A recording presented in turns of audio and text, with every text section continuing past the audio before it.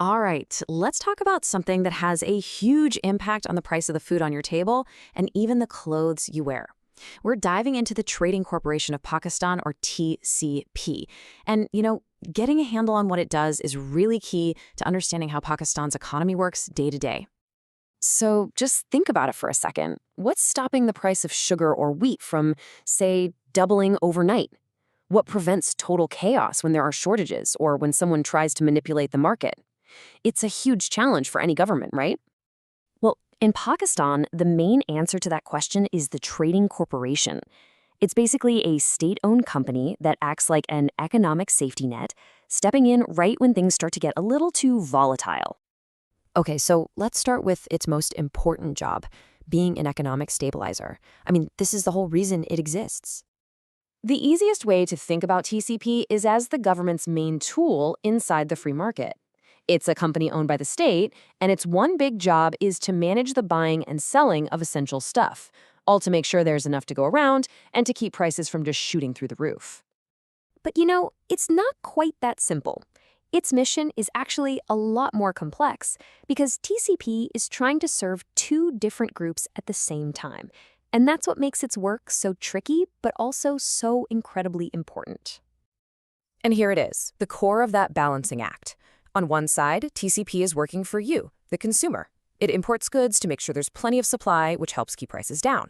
But on the other side, it also has to protect local producers, stepping in to make sure farmers are getting a fair price for what they grow. It's this constant tightrope walk between keeping food affordable and keeping farmers in business. And we're not talking about niche products here. We are talking about the absolute essentials. Things like urea for fertilizer, which is crucial for farming.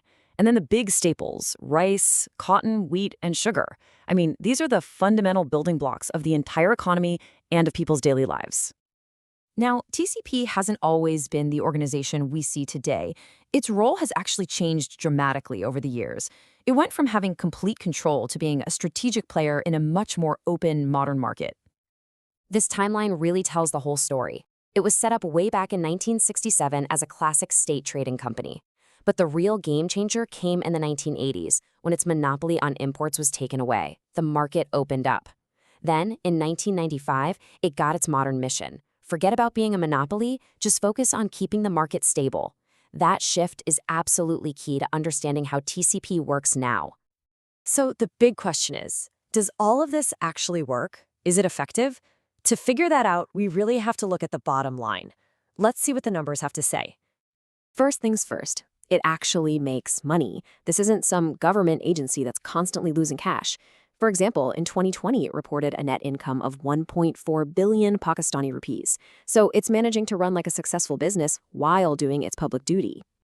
And it's not just about profits. Look at the savings. Over a period of almost 4 years, TCP saved the country a massive 7.8 billion rupees just through its smart financing operations. That's a real, direct benefit to the government and ultimately to the taxpayer. It's one thing to be good at your job, but it's another thing entirely to be trusted.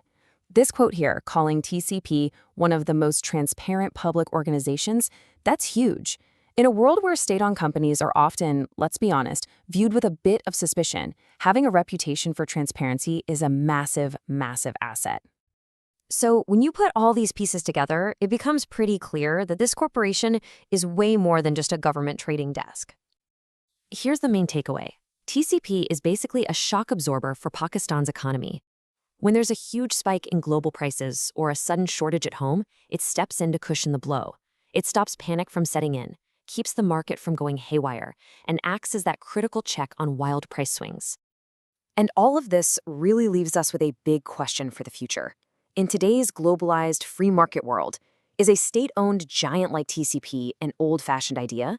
Or is it actually a crucial tool for a country's economic security?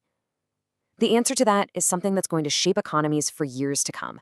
Thanks so much for joining me for this explainer.